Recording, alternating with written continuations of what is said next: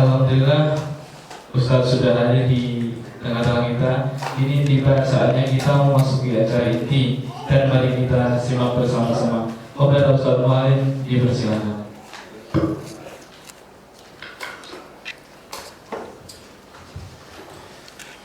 Bismillahirrahmanirrahim. Assalamualaikum warahmatullahi wabarakatuh. Waalaikumsalam warahmatullahi wabarakatuh. Alhamdulillahirabbil alamin, wassalatu wassalamu ala sayyidina Muhammadin wa ala alihi wa ashabihi ajma'in, amma ba'd. Bapak-bapak, ibu-ibu, saudara-saudari sekalian yang berbahagia, alhamdulillah kita bisa melanjutkan ngaji kita tentang kitab Tafsir Jalalain. Bismillahirrahmanirrahim. Fanqalabu bi ni'matin minallahi wa fadl. Fanqalabu bi ni'matin minallahi wa fadlin lam yamsashum su'un wattaba'u ridwanallah wallahu dzu fadlin 'adzim. Pangkolabu, maka pada kembali dari perang Badar ya, binikmatin dengan nikmat Allah yaitu kemenangan, binikmatin minallahi dengan kenikmatan dari Allah, wa fadl dan ya tambahan ya, kalau nikmat dan tambahan berarti plus gitu ya, bisa lamah wa ribh ya, dengan selamat dan untung. Jadi kalau nikmat itu ya hidup itu nikmat, tapi fadl itu hidup yang 9. Kalau bahasa ininya urip songo, kalau orang Jawa ngomongnya itu urip songo. Urip songo itu sudah mentok Pak. Kalau setelah songo 0 lagi berarti. Bisa lama warif selamat dan untung, itu adalah sudah fadl ya. Lam yamsashum su, yang tidak menimpa mereka keburukan. Mingkotlin au jarhin atau jarhin ya, artinya tidak ada yang terbunuh dan tidak ada yang terluka. Perang Badar ini pasukan kaum mukminin ini nikmat dan fadlnya Allah luar biasa, sampai nggak ada yang terbunuh, nggak ada yang terluka. Kalaupun lecet-lecet dikit ya tidak apa-apa. Jadi memang perang Badar itu perang yang sangat luar biasa karena dibantu oleh malaikat gitu ya. Wa tabau ridwanallah, dan mereka mengikuti ridhonya Allah, yaitu apa? Bi taatihi, dengan taat kepada Allah, wa taati Rasul, dan taat kepada Rasul, fil khuruj, di dalam perang. Artinya dalam perang Badar itu kaum mukminin itu ngikuti instruksi pimpinan perang atau ngikuti instruksi Rasul. Jadi arahannya gimana diikuti. Wallahu dzu fadlin 'adzim, dan Allah memiliki fadl yang besar ala ahli taatihi, terhadap orang-orang yang taat. Artinya orang yang taat itu potensinya mendapat fadl yang besar gitu ya. Ini artinya ini adalah membandingkan ya dengan ayat sebelumnya kan tentang kekalahan di perang Uhud, yang ketika perang Uhud itu pasukan tidak satu komando atau tidak mengikuti komando, maka kemudian dibandingkan dengan perang Badar yang mengikuti komando dan itu mendapatkan kenikmatan dan fadlnya dari Allah. Innama dzalikum, sesungguhnya itu ai alqail lakum inannas ya. Innama dzalikum, ayat ini kemudian berbicara tentang ayat yang ayat sebelumnya, yaitu apa? Ayat yang alladzina qala lahumun nas innan nasa qad jama'u itu adalah innama dzalikum, itu adalah mereka itu adalah setan. Innama dzalikumus syaiton ya, mereka itu adalah setan. Yukhawifu, yang menakut-nakuti kepada kalian, yukhawifu auliya'ahu ya, artinya yang apa ya, yang menakut-nakuti kepada kalian pengikut-pengikutnya, yaitu aulia itu kufar ya, kafir ya. Fala takhafuhum, maka jangan kalian takut kepada mereka, wa khafuni, dan takutlah kalian kepadaku. Takut apa? Bitarki amri, takut untuk meninggalkan perintahku, kata Allah. In kuntum mu'minin, ketika kalian mengaku beriman, hakon, dengan sesungguhnya. Ini Bapak Ibu, kalau di dalam perang biasanya ada istilah, kalau sekarang itu psy war ya, perang psikologi. Bapak Ibu, biasanya orang ketika perang itu banyak hoak muncul. Misalkan itu memang digunakan untuk teknik perang. Jadi ada isu-isu misalnya misalnya misalkan antar negara yang ada presidennya, misalkan presidennya kabur atau apa gitu. Padahal sebenarnya enggak. Cuman dibuat seolah-olah itu seperti itu, dibuat kekacauan. Makanya kalau Bapak Ibu ketika ada perang itu masing-masing musuh itu akan membuat berita hoax supaya apa? Secara psikologi itu takut, ngeper. Bapak Ibu kalau kemarin Anda lihat di berita misalnya, nggak tahu ya muncul nggak di beranda Bapak Ibu, misalkan Amerika sama Iran hampir gitu kan. Nah, kemudian ada pesawar, ada kekacauan di mana-mana mendukung untuk dan sebagainya, Iran kolab dan sebagainya. Itu sebenarnya adalah pihak lawan, Pak. Nah, kalau di sini ini sejak zaman Rasul itu juga ada begitu. Jadi ditakut-takuti dulu. Jadi, kamu akan kalah pasukanmu. Jadi biasanya kalau ada mau perang itu ada pengamat-pengamat yang bisa jadi antara dia benar atau setan, Pak. Artinya gini, ada yang mengkalkulasi supaya pasukan kita itu mungkin keberaniannya turun. Misalnya di framing atau hoax. Memang dari dulu begitu. Perang itu ada pesawurnya. Makanya sekarang itu ketika musim-musim perang itu biasanya jangan terlalu percaya dengan konten-konten yang tidak bertanggung jawab. Dan mereka ya memang tugasnya begitu. Yaitu itu trik dari dulu begitu. Jadi ketika ada perang mesti pakai pesawar. Misalnya nyulik presiden terus ada pesawurnya, misalnya alasannya apa ini. Yaitu ya begitulah dari dulu. Mesti ada alat-alat untuk membenarkan dramanya, kira-kira begitu. Jadi jangan terlalu percaya dengan yang diberitakan, karena berita itu kadang-kadang ya digunakan. Makanya biasanya negara-negara besar itu punya media yang menjangkau seluruh dunia untuk mempengaruhi peperangan itu. Maka jangan heran suatu saat bisa jadi internet itu mati, Pak. Bisa jadi ya. Kemarin saya lihat di Iran itu senegara bisa dimatikan, Pak, internetnya. Tapi ya semoga di sini enggak gitu-gitu juga lah. Fala yahzunka alladziina yusari'una fil kufr, fala yahzunka, maka jangan membuatmu sedih, atau dalam bacaan lain wala yuhzinka, dan jangan membuatmu sedih. Ada dengan domah atau dengan kasrah, wa bi fathah atau dengan fathah, macam-macam ini bacaannya ya. Min husniha lughatan fi ahzanahu ya. Alladzina, siapa yang membuatmu sedih? Alladzina yusari'una fil kufr, jangan membuatmu sedih orang-orang yang terburu-buru kafir. Maksudnya apa? Orang-orang kafir itu kan seolah-olah mendapatkan kenikmatan dunia. Jangan membuatmu sedih wahai para pejuang. Kadang-kadang orang yang mendapatkan kenikmatan dunia itu membuat orang yang berjuang itu merasa sedih. Kok saya gini-gini aja yang taat, sementara yang kafir begitu-begitu misalkan. Nah, maka di sini wala yasungkal ladzina yusari'una fil kufr innahum la yadurrullah syai'a, sesungguhnya mereka itu tidak akan memberi pengaruh sedikit pun kepada Allah. Artinya orang kafir sehebat apapun di masa hidupnya itu nggak ngaruh apa-apa terhadap Allah. Artinya jangan terperdaya oleh kelakuan mereka atau gaya mereka atau apapun itu.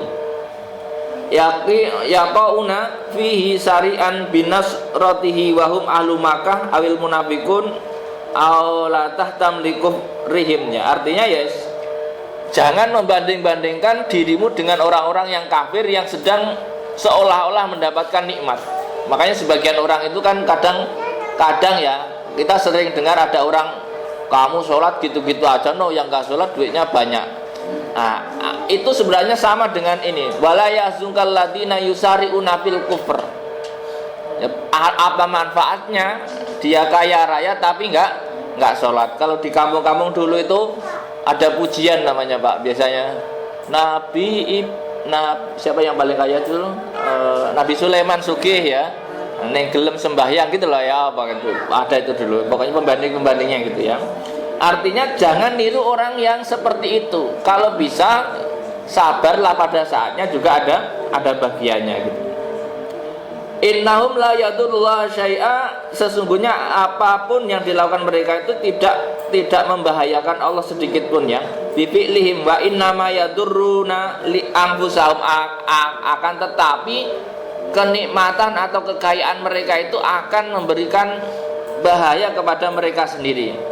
Yuridullah ayat allahum haddon bil akhirah, Allah berniat agar mereka tidak dapat bagian di akhirat. Artinya Bapak Ibu jangan pernah iri terhadap orang kafir yang seolah-olah mendapat kenikmatan. Karena apa? Karena di akhirat itu dia sudah nggak dapat. Masa kalian nggak kasihan sama mereka? Di dunia nggak dikasih, di akhirat nggak dikasih, kan kasihan Pak. Makanya yang paling kasihan itu sebenarnya adalah orang-orang kafir dan miskin Pak. Kafir miskin itu bahaya Pak. Kafir miskin ya Pak, bukan fakir miskin ya Pak. Kafir miskin di dunia nggak dapat, di akhirat nggak dapat. Makanya kalau ada orang kafir di dunia kok kaya, jangan iri Pak, karena di akhirat dia nggak dapat. Wajar. Yang ngasihan itu sudah kafir, fakir. Nah, ya jadi kafir miskin itu ya kasihan, karena di dunia nggak dapat, di akhirat nggak dapat. Nah, kalau orang mukmin miskin aman Pak, nggak miskin ya lumayan gitu ya. Maksudnya lebih aman kan gitu ya. Artinya kan kalau orang kaya kan ya hitungannya banyak kan gitu. Kalau dalam ya tapi tergantung pemanfaatannya ya. Nanti dalam Abdurrahman bin Auf itu juga maksimal. Jadi kadang-kadang tergantung cara penggunaannya. Ay alayat lahum haddon fil akhirah ay al jannah ya. Balidalik qad lahumullah wa lahum adabun adim, dan orang-orang yang kafir di dunia dan mendapat kenikmatan itu di akhirat adalah adabnya pedih. Jadi orang di dunia yang sudah diberi kenikmatan terus kafir itu adabnya pedih. Jadi mungkin dibanding orang kafir yang miskin tadi, dibanding orang kafir yang miskin, orang kaya yang kafir itu adabnya lebih pedih. Jadi tinggal pemanfaatannya. Jadi jangan dikira sama adabnya, enggak. Tentu lebih pedih yang mendapat kenikmatan banyak. Jadi kalau di dunia dapat kenikmatan banyak dan kafir, adabnya lebih pedih daripada di dunia nggak dapat kenikmatan dan kafir. Apalagi kalau misalkan orang beriman dapat kenikmatan banyak dan imannya tambah kuat, tentu tambah baik. Tapi kalau orang beriman kenikmatannya sedikit, ya di akhirat insya Allah juga lebih dapat banyak kalau dia ikhlas. Kalau nggak ikhlas ya dapat secukupnya, kira-kira begitu.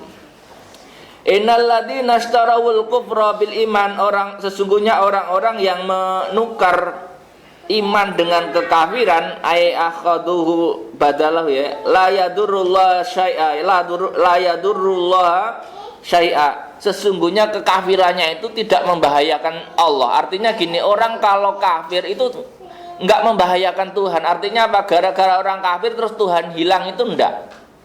Kalau di dunia politik Pak, kalau ada orang kafir dari partainya, maka partai itu akan mengecil Pak.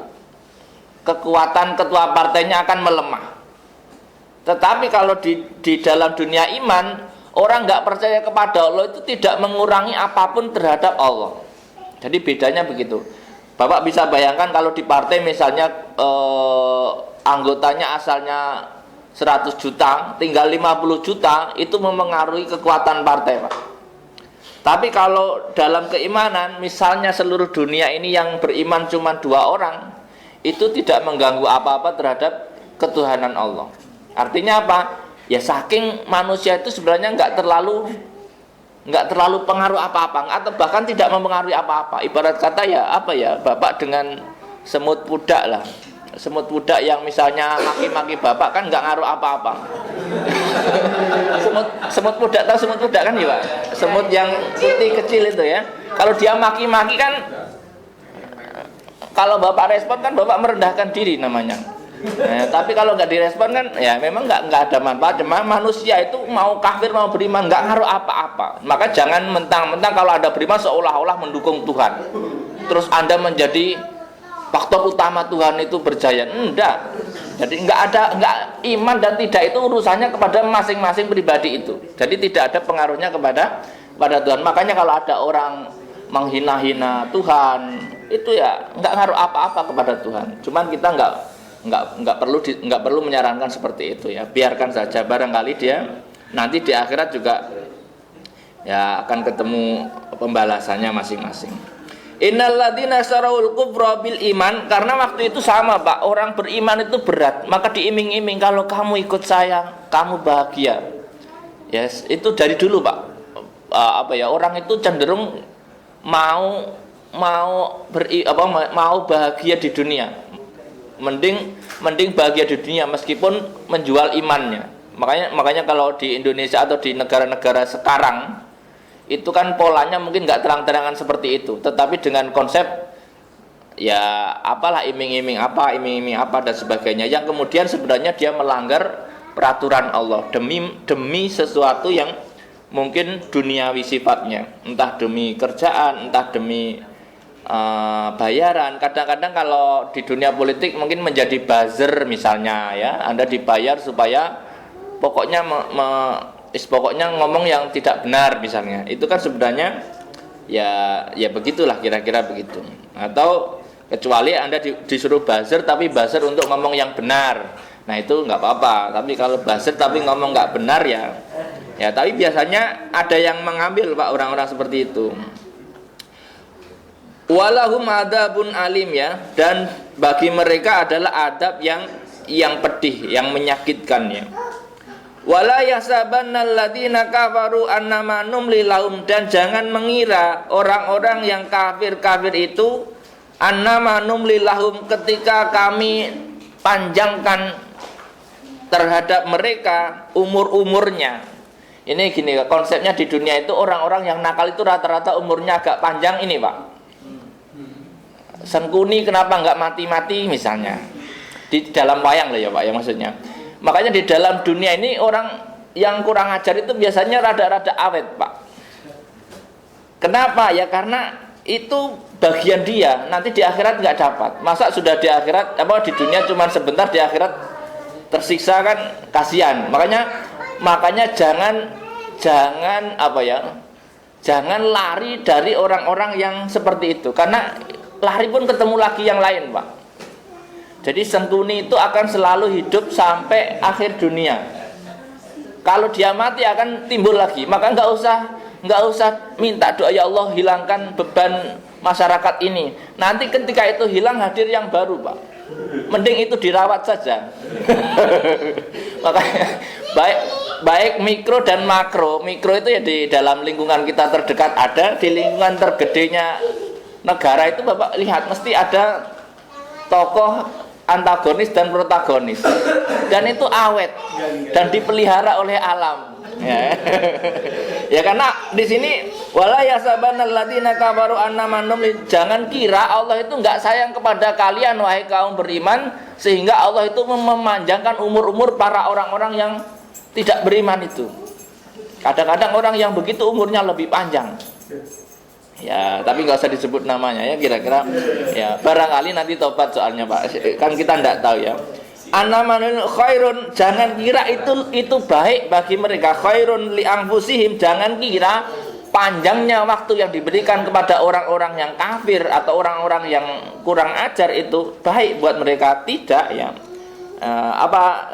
Innama numli lahum liyazdadu isman, sesungguhnya kami panjangkan umur-umur mereka itu supaya dosanya lebih banyak.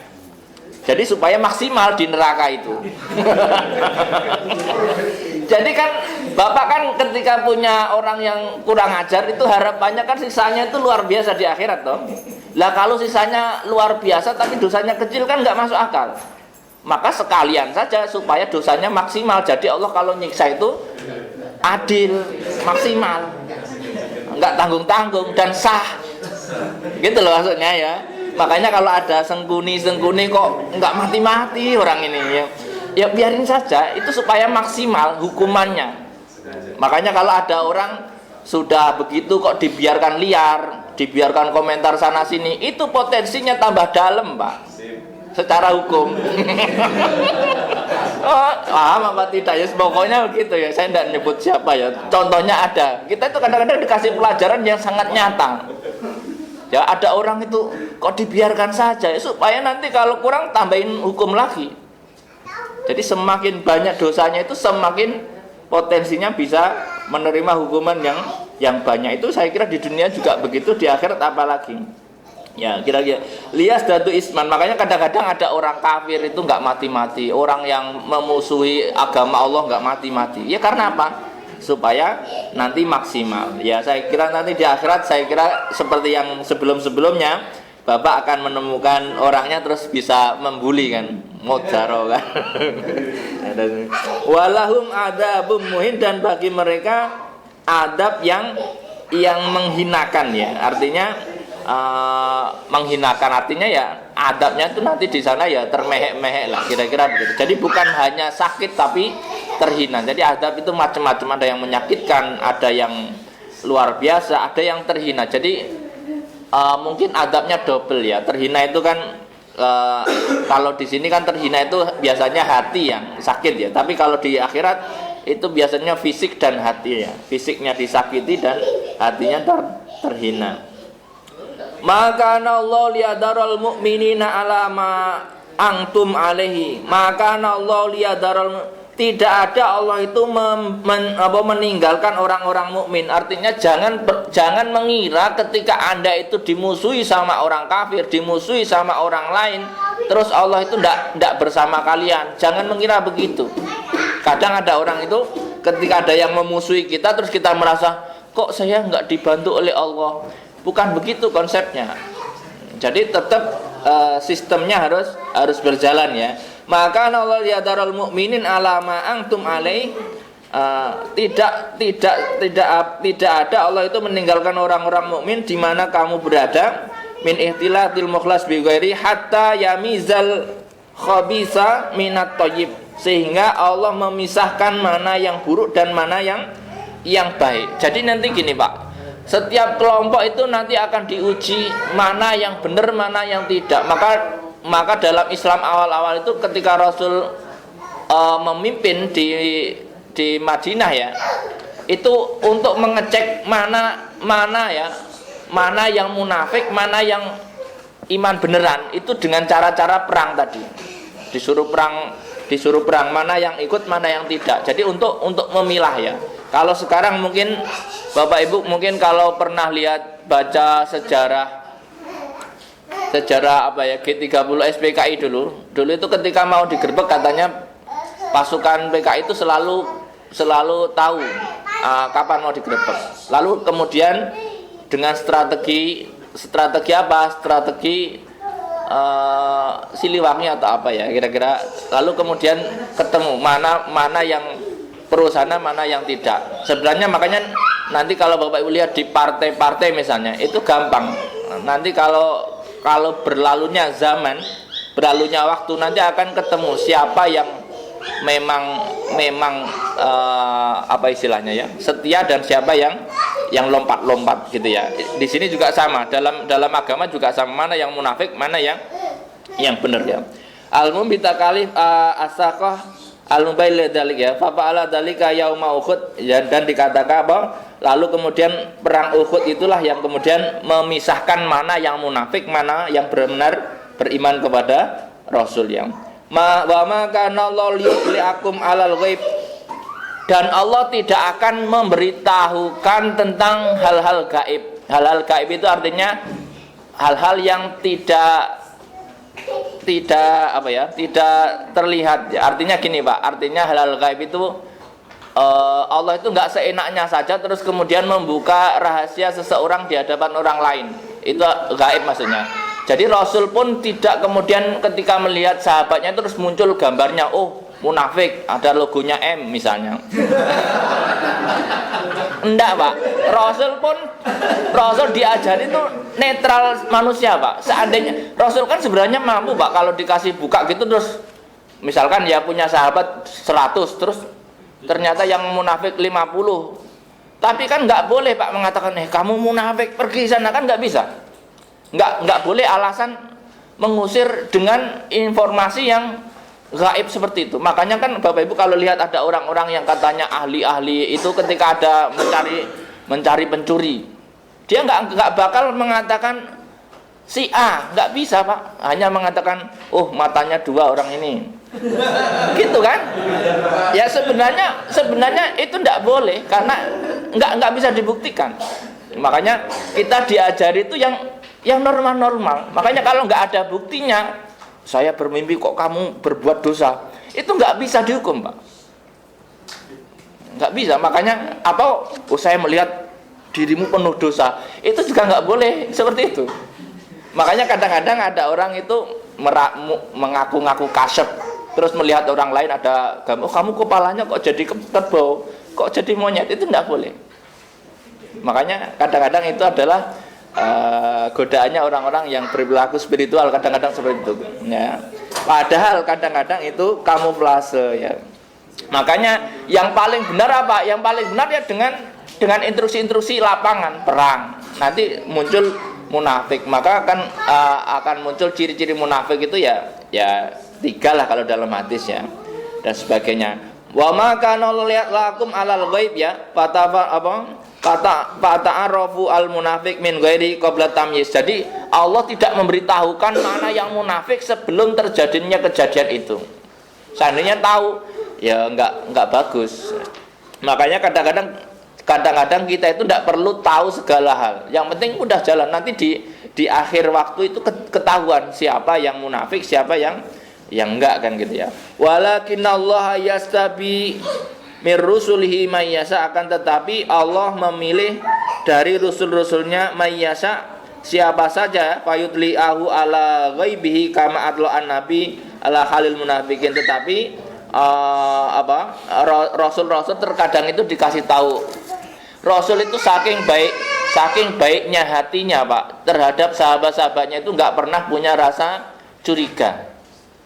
Makanya kadang-kadang baru kemudian orang-orang yang misalnya nggak ikut perang itu dikabari oleh Allah bahwa mereka itu orang-orang munafik, kamu jangan hiraukan lagi, kata mereka. Jadi Rasul itu saking baiknya itu kadang-kadang ngeri Pak. Makanya kadang-kadang kalau Bapak Ibu lihat ada orang terlalu baik, itu mesti Bapak marah-marah.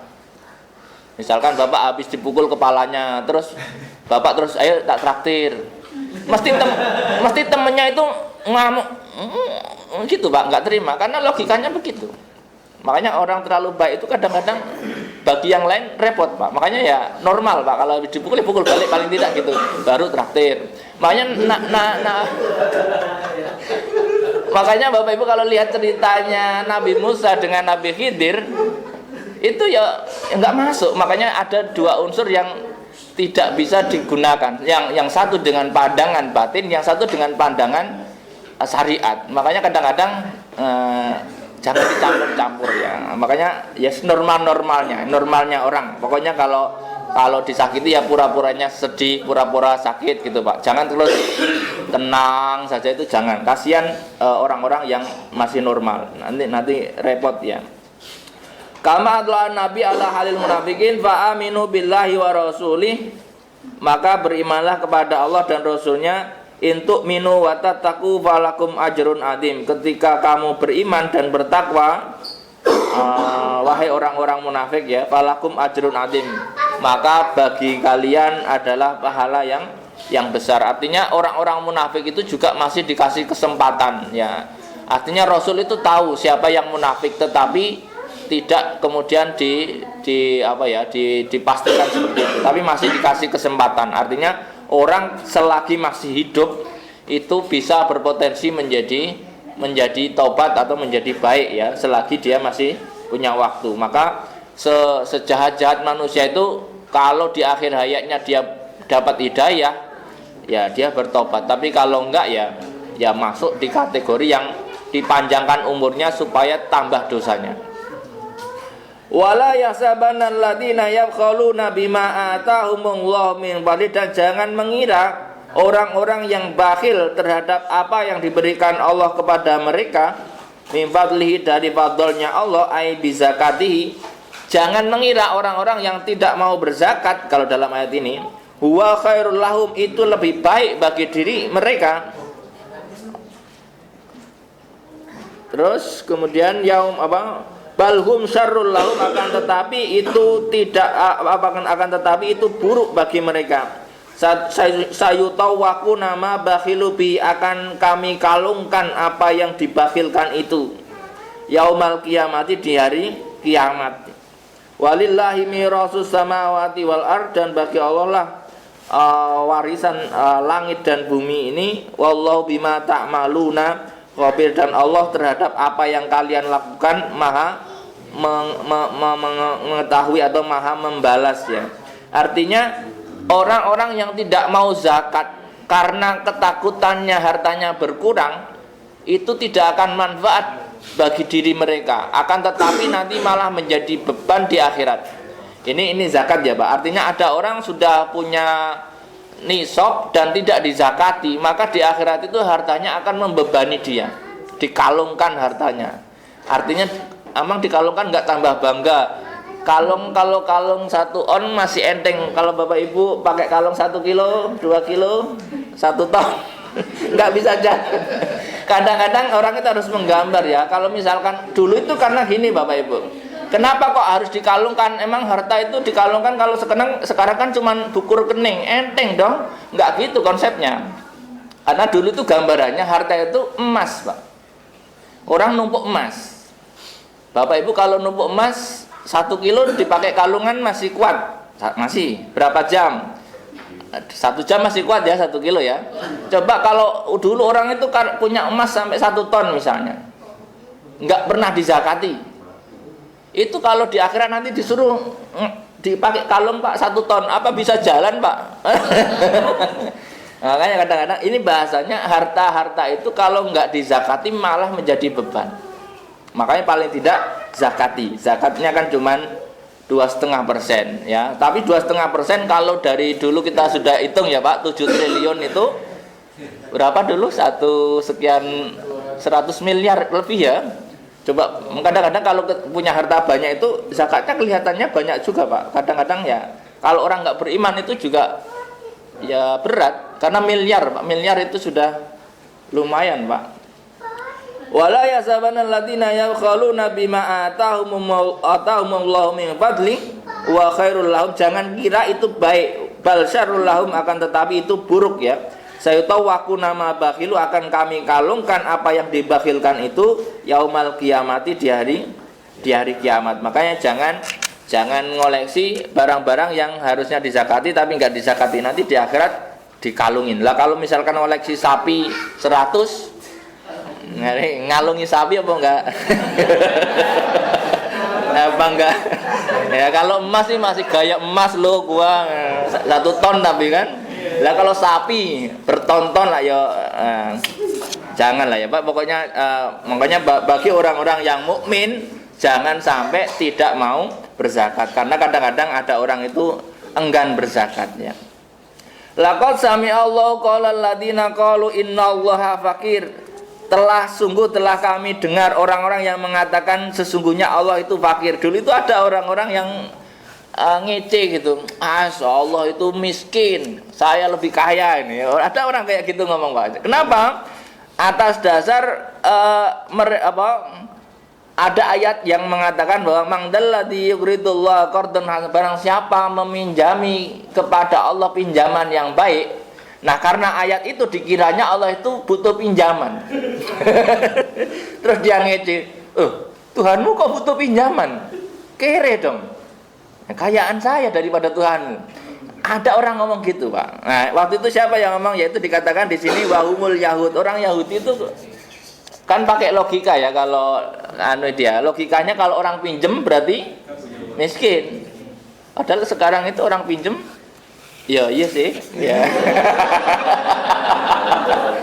Tapi ada orang masa ya umumnya ya. Nah, jadi ketika kan barang siapa meminjami Allah, artinya kan kadang itu Allah itu bahasanya pinjam. Padahal sebenarnya semua dari Allah Pak. Tapi misalkan ini wahai hambaku, aku pinjam duitmu, tolong kasihkan orang fakir miskin. Kan gitu artinya, nanti saya ganti di akhirat. Nah seolah-olah orang Yahudi ini memahaminya apa? Lah, kenapa harus dari uang kami? Kan bisa langsung Allah kasih orang miskin, kenapa harus lewat kami? Berarti miskin dong Allah. Kalau ada orang logikanya seperti itu ya dungu Pak, kata saudara kita ya. Jadi kadang-kadang padahal itu kan bahasa-bahasa ini loh, ibarat kata Bapak Ibu punya anak kecil, terus anaknya dikasih uang banyak, terus pinjem nak, kasih kakaknya. Itu kan sebenarnya hanya supaya supaya ada saling bantu gitu kan. Tapi sebagian orang menganggap, loh kalau kamu kaya kenapa harus pinjem anaknya? Ya langsung kasih aja lah. Lah kalau Allah langsung ngasih semua orang kaya kan ya nggak seru Pak. Misalnya semua orang jadi kaya, nggak seru Pak. Jadi robot semua akhirnya. Jadi nggak ada sistem saling membutuhkan. Jadi bahaya. Kenapa sih di dunia ini disetting tidak semua langsung dikasihkan Allah kepada pihak tertentu ya? Maksudnya supaya apa? Supaya ada saling membutuhkan. Kalau nggak ada itu nggak jalan kehidupan dunia. Nggak ada yang mau kerja Pak. Bahkan nggak ada yang mau jualan Pak. Bayangkan setiap orang misalkan habis doa langsung dikasih uang 1 miliar, maka langsung kiamat Pak. Karena semua istirahat. Buat apa kerja? Duit sudah banyak.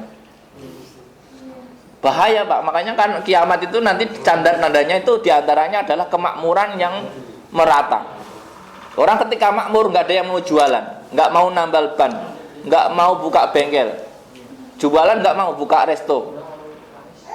Karena Pak ya sudah makmur semua, nggak butuh apa-apa. Akhirnya malah mati Pak dunia.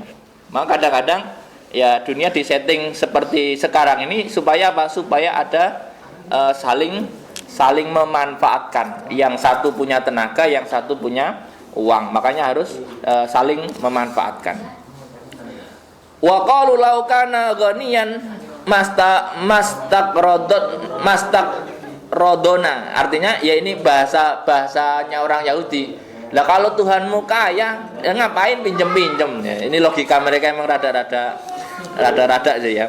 Sanak tubuh maqalu akan kami catat kata Allah ya. Maqalu apa yang mereka katakan fi sohai fi a'malihim dalam catatan amal mereka liyujazu alaihi bil qiraah bil ya mabniyan lil maf'ul. Dalam qiraat lain ya jazu. Wa naktubu maqat lahum al anbiya bi ghairil haq, dan apa yang mereka lakukan terhadap pembunuhan kepada nabi-nabi yang secara tidak hak. Jadi itu gambaran, artinya gini, Allah menasihati orang-orang Yahudi di Madinah dan di Mekah dengan menggambarkan kelakuan nenek moyangnya yang membunuh nabi-nabinya. Jadi kamu saya catat ngomonganmu seperti itu, dan saya catat pula bapak nenek moyangmu yang dulu membunuh nabi-nabi yang secara tidak sah ya gitu ya. Wa duku apa tadi? Wa naqulu dan kami akan katakan duku adabal harik, nikmatilah, rasakanlah adab yang pedih. Jadi nanti di akhirat itu orang-orang yang ngomong tidak sopan kepada Allah itu di akhirat nanti itu dijejel-jejeli rasakno. Apa ya? Apa bahasanya? Karena duku itu rasakno. Apa ya bahasanya? Kalau makanan itu leken. Kalau kata-kata itu gimana ya? Rasa. Nih rasain. Kalau bahasa kitanya mampus lo misalkan atau apalah gitu ya. Lah memang narasinya begitu, Pak. Kalau di bahasa Indonesia kan itu apa ya? Pembalasan pas balas orang itu loh. Nih gitu apa sih? Makan tuh kata. Ya pokoknya gitulah ya, ungkapan-ungkapan tapi kalau ditafsirkan bahasa Arab ya cuma duku. Sebenarnya kan duku dalam kondisi marah kan berarti gitu kira-kira begitu ya. Bahasakan sendirilah Pak kira-kira dengan bahasa masing-masing. Kalau di Jawa Tengah leken yang misalkan apa ya? Untal. Apa misalnya ya? Badok. Ya kira-kira begitu ya. Kadang-kadang ya itu suruh menikmati nih hasil kata-katamu ini kira-kira begitu. Dalika bima qaddamat aydikum. Dalika wa yuqalu lahum ida al-kofiha. Dalika al-adab bima qaddamat aydikum. Adab ini hasil dari ulahmu. Ya, abara biha anil insan li anna asarul afal tazawalu biha wa anna allaha laisa bidzallamin lil abid, dan sesungguhnya Allah tidak dolim kepada orang-orang yang kepada hamba ya. Wa yu'adzibuhum bighairi dzanbi. Artinya gini, Allah tidak akan mengadab orang yang tidak punya dosa. Artinya kalau orang nggak dosa itu nggak mungkin diadab seperti itu. Artinya orang-orang Yahudi yang tidak berdosa ya nggak diadab. Tapi kalau orang-orang Yahudi meyakini dan beranggapan seperti itu, maka ya nanti di akhirat itu duku adabal harik, makan nih adabnya gitu ya. Alladzina qalu, orang-orang yang berkata kepada Nabi Muhammad, innallaha ahida ilaina, sesungguhnya Allah sungguh telah berjanji kepada kita fit Taurat, di dalam Taurat, ala nu'mina li rasulin, agar tidak beriman kepada rasul, hatta yatina bi kurbanin ta'kuluhun nar, sampai dia menghadirkan kurban yang dimakan api. Ini konsep di dalam agama sebelumnya itu, rasul-rasul itu akan dipercaya oleh orang-orang Bani Israel kalau rasul-rasul itu menghadirkan kurban lalu kurbannya dimakan api, Pak. Dulu begitu. Kalau di Nusantara itu sajen, Pak. Harusnya sajennya itu dimakan api. Jadi dulu-dulu itu bentuk kurban diterima itu ketika barang itu terbakar sendiri ya. Nah, dulu ya. Jadi dulu kalau Bapak Ibu lihat kasusnya Qabil dan Habil, itu kan mereka disuruh menghadirkan persembahan, lalu nanti yang terbakar oleh api itu yang diterima ya, kira-kira begitu. Nah dulu ya konsepnya seperti itu. Nah orang-orang Bani Israil itu menganggap seperti itu, kami itu nggak bisa percaya dirimu kalau dirimu belum bisa menghadirkan korban yang korbannya dimakan api. Nah dia menggunakan alasan seperti itu karena dia nggak mau beriman kepada Nabi Muhammad ya. Wala nu'mina laka hatta ta'tina bihi wa huwa ma yataqarrab bihi ila Allah min ni'amin wa ghariha wa in qabala ja'at narum baydha minas sama fa kharaqathu wa ila baqa makana wa ida ila bani Israil dalika ila bil masih wa Muhammad. Itu tidak berlaku bagi Nabi Isa dan Nabi Muhammad. Sebelum Nabi Isa dan Nabi Muhammad, setiap nabi untuk untuk diakui sebagai nabi bagi Bani Israil ketika seperti itu. Nah, maka enggak heran kalau Nabi Isa dan Nabi Muhammad itu tidak diakui oleh Bani Israil. Nah, mereka kenapa enggak ngakui ya? Pokoknya gitu alasannya. Qul qad ja'akum rasulun min qabli bil bayyinat, katakan kepada mereka, qad ja'akum rasulun min qabli, telah datang kepada kalian beberapa rasul sebelum aku, kata Nabi Muhammad, bil bayyinati, dengan mukjizat, wabil ladzi qultum, dan apa yang kalian katakan tadi ya, dengan kurban yang itu ya. Wa qataltumuhum, akan tetapi kamu bunuh juga. Itu artinya gini, suruh balasnya gini. Oh, kalaupun begitu, buktinya nabi-nabi yang sudah hadir dan berkorban dimakan api, akhirnya nabinya kamu bunuh juga. Jadi ya apa manfaatnya gitu ya? Dia mempercayai nabi tapi nabinya dibunuh juga ya. Artinya mereka itu sebenarnya ya kalau nggak suka ya nggak suka. Alasannya ada saja. Ya kalau orang Jawa bilang alas itu ombo, alasanmu lebih ombo. Kira-kira begitu ya. Jadi walima qataltumu apa tadi? Wa in kana la tadahum liridahum bihi. Walima qataltumuhum, dan kenapa kalian membunuh mereka, in kuntum shadiqin, ketika kalian membenarkan atau percaya bi annakum tu'minuna indal ityan bihi. Lah kalau kamu sudah tahu itu nabi, kenapa kok masih dibunuh nabinya?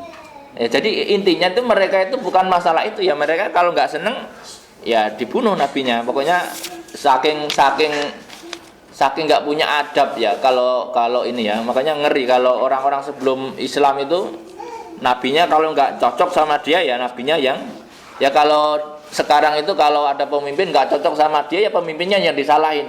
Ya sekarang ya, misalkan kalau nggak cocok salahin, nanti kalau nggak cocok salahin. Pokoknya makanya ada orang itu nggak cocok dengan pemimpin semua di Indonesia. Dengan Soekarno nggak cocok, dengan Soeharto nggak cocok, Gus Dur nggak ada yang cocok ya, karena ya bukan dia, ya itu kadang-kadang, atau bukan golongan dia ya.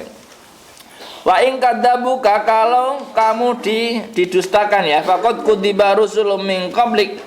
Kalau kamu didustakan maka telah didustakan nabi-nabi sebelummu.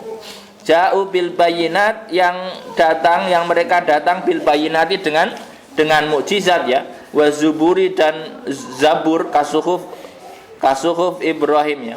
Wal kitabi, dan kitab bi isbatil ba'fihima bi zuburi wa bil kitab ya, al munir al wadih wa taurat wal injil. Fasbir kama sabaru, maka sabarlah sebagaimana nabi-nabi terdahulu itu sabar. Jadi di sini Nabi Muhammad diperintahkan, kalau kamu didustakan sama orang-orang Yahudi, maka sabarlah sebagaimana nabi-nabi yang dulu sabar menghadapi mereka. Artinya nggak usah diambil pusing, karena ya orang Yahudi itu ya begitu. Nggak tahu sampai sekarang masih begitu atau tidak ya, nggak tahu, nanti dicek saja. Kalau seperti itu ya sabar saja. Pokoknya sabari sebagaimana nabi-nabi mereka bersabar atas mereka. Kullu nafsin dha'iqatul maut, setiap pribadi akan merasakan mati.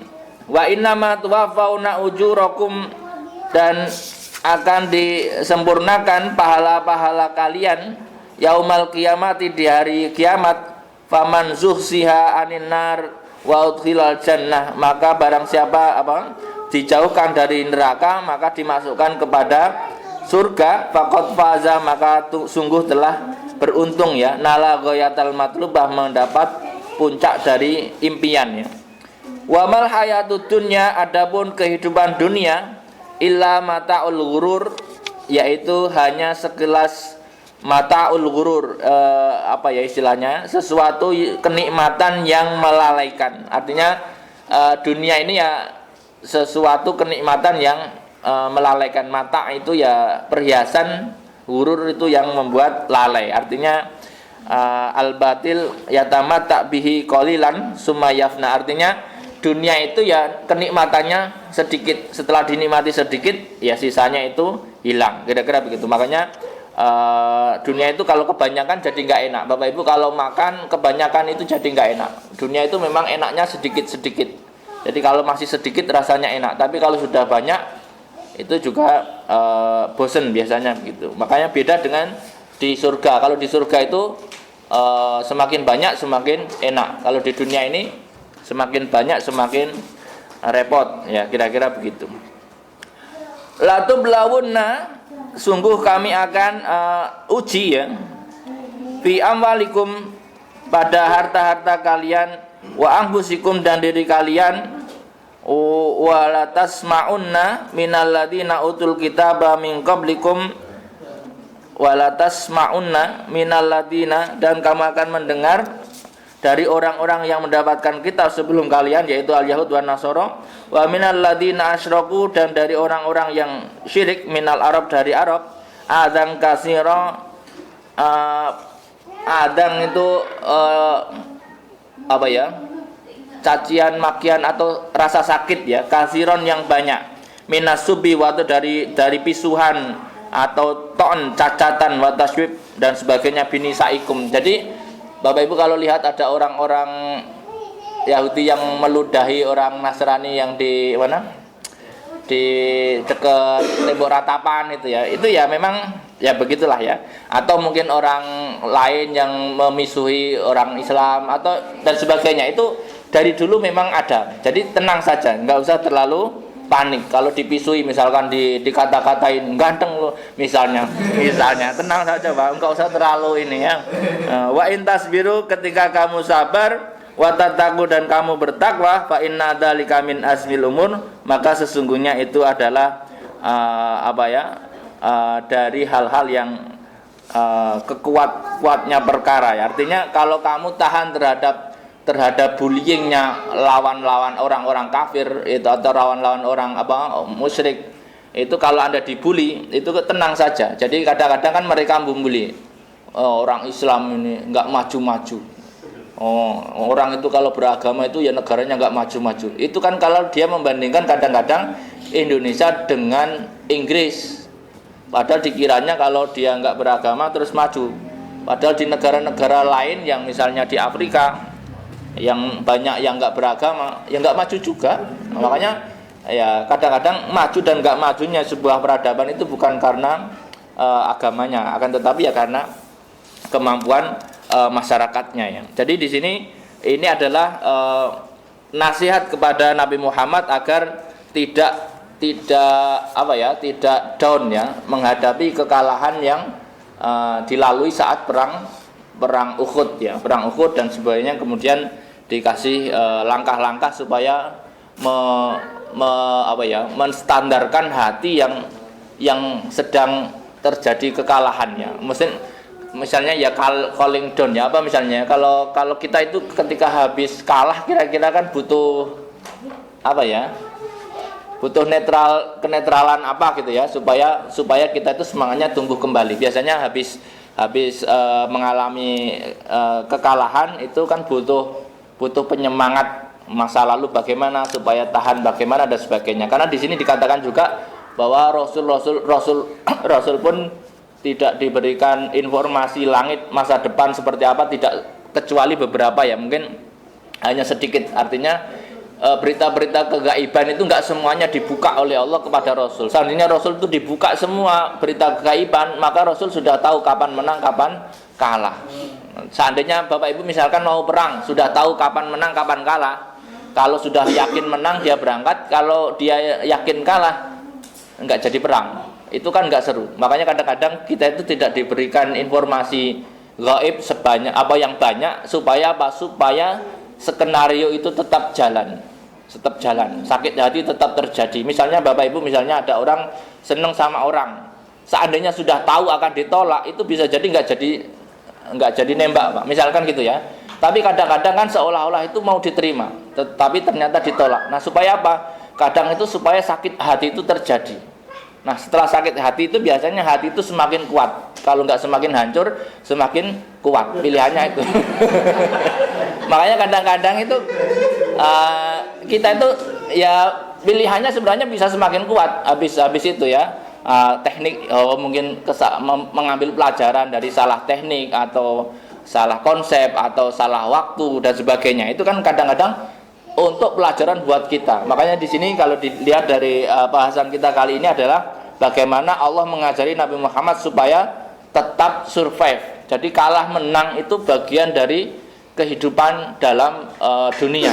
Jadi nggak mungkin terus menang terus, nggak mungkin kalah terus juga nggak mungkin. Dan semua orang-orang orang-orang yang jahat itu mesti akan ada pada setiap masanya. Setiap masa ada orang jahatnya, dan setiap orang jahat ada masanya.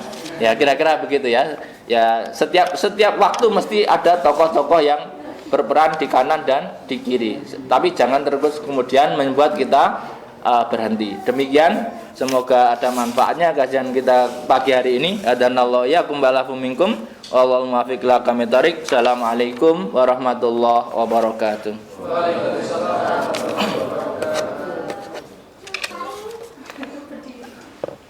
Monggo kalau ada yang